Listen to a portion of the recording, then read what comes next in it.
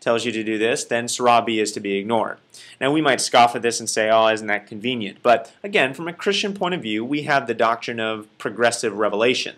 That is to say, God revealed to people through His Word what He needed to reveal to them at that time. And He has revealed more, or more specifically, to people later on. We say, particularly in the person of Jesus Christ. And even us, we say in the New Testament there's some verses that say, now we see through a mirror dimly. There's more to be revealed. Okay, so it's similar to that, not the same, but similar. Dr. Nasser Shahada, a professor at Massey University in Palmerston North, New Zealand, a friend of mine while I was living there in New Zealand, and a leader at the Islamic Center of Palmerston North, said to a group of people that I was leading through a study of world religions, he said that Islam is a complete way of life. Nowhere is that more clear than in the Quran. The Quran covers all the doctrinal and legal aspects of life. How you are to bathe, how you are to interact with other human beings. All this stuff is included in the Quran. I had a friend who went to Malaysia and he was visiting some schools there. While he was in Malaysia, he visited a few Muslim schools. He noticed the only books they had were the Quran. Moved by this, he went to the headmaster of the school and said, "Excuse me, sir, but I would like to donate to you a few $100s to buy textbooks for the students." And the headmaster said, "Oh, thank you very much for the donation, but we don't need textbooks. We already have textbooks." And my friend said, "Really? I only noticed that you have copies of the Quran. Where do you keep your textbooks?" And he says, "Well, then you saw our textbooks." Pressing the matter a little further, my friend said, "You're saying that the Quran is your only textbook?" And the headmaster said, "Yes, for in it are all the truths that we need to know for life, everything we need to know about science, everything we need to know about math, everything we need to know about history, sociology, all those things. It's all included in the Quran."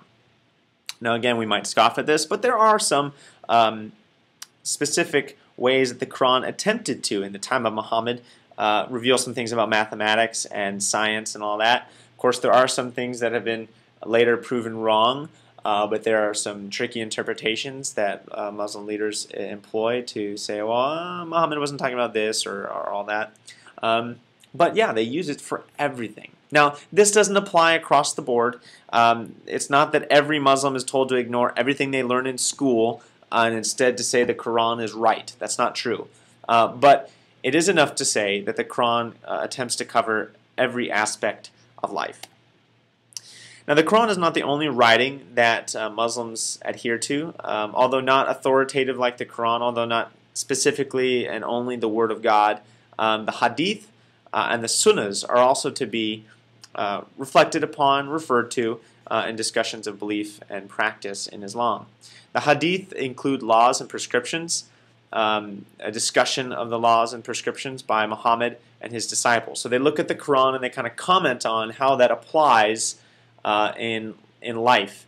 And so it's like, well, it said this very specifically here, but how does that get played out in particular situations in my life? This is similar to the Hebrew Talmud or the Christian early church fathers, trying to figure out religion as it moves beyond its founder. Also Buddhist bodhisattvas and the writing of the sutras, trying to figure out again, okay, Buddha has died, so how do we live out Buddhism and his sayings now? Okay, Jesus has died and Paul is and the apostles are gone. How do we live the Christian faith today? All these different things. The Sunnahs are kind of the life and times of Muhammad the Prophet. This is again pointing to Muhammad as an exemplar of the faith. And how did this submission to Allah manifest itself in the life of Muhammad? And if it manifested itself this way in his life, then shouldn't it also manifest itself that way in our lives? Now, central to Islam in terms of its practical expressions and in terms of living out that submission to Allah are the 5 pillars of Islam. You can see them numbered there. They're kind of numbered in terms of importance or in terms of those that you should be able to complete. The very first thing that you do as a Muslim, in fact, is what kind of makes you a Muslim, is the Shahada, or the greeting, or the confession of Islam.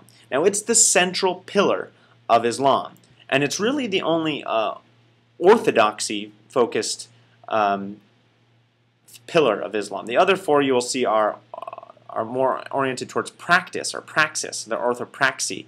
But this is orthodoxy in its clearest sense in Islam. The Shahada is a variation on these words. It's I testify that there is no God but Allah and Muhammad is his prophet.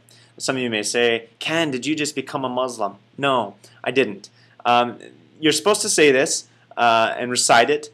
Variations on it, again, you can say there is no God but Allah and Muhammad is his revealer or his prophet or the only one and true prophet of Allah. You can say it in a lot of different ways.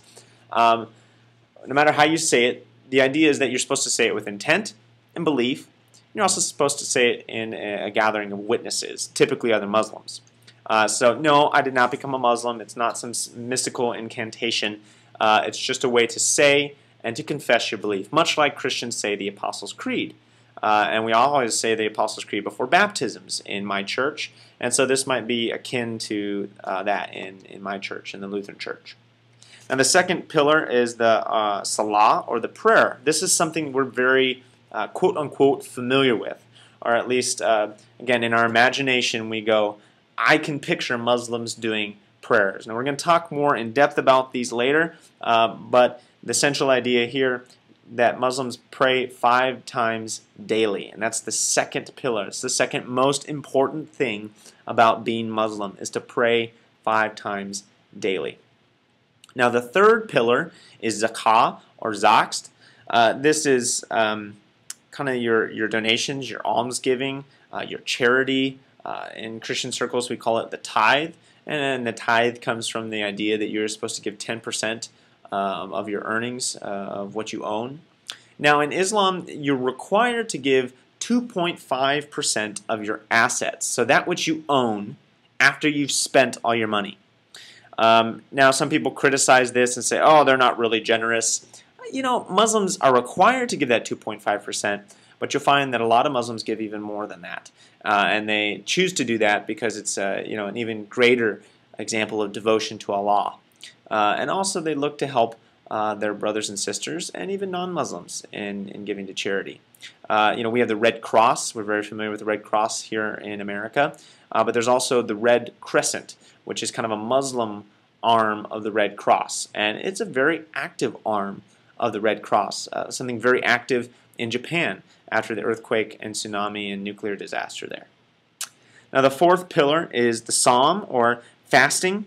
I would say it's fasting from fun in a way during the month of Ramadan. This month of Ramadan commemorates and remembers the kind of month-long period when Muhammad received the words of the Quran. Now Muhammad was holed up in a cave for those 30 days receiving the Quran verbatim, and while he was receiving it from sunrise to sunset, he didn't eat, he didn't drink, he didn't have any time for rest or recreation, which means no sex, no smoking, no fun, in a way.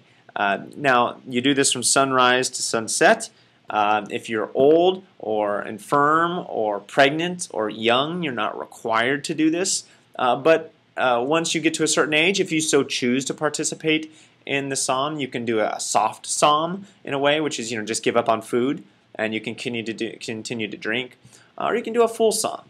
Now at night, often at masjids or mosques or Islamic centers in your community, you might notice that Muslims are getting together for food every night to kind of close off the day and eat a little bit before the next day.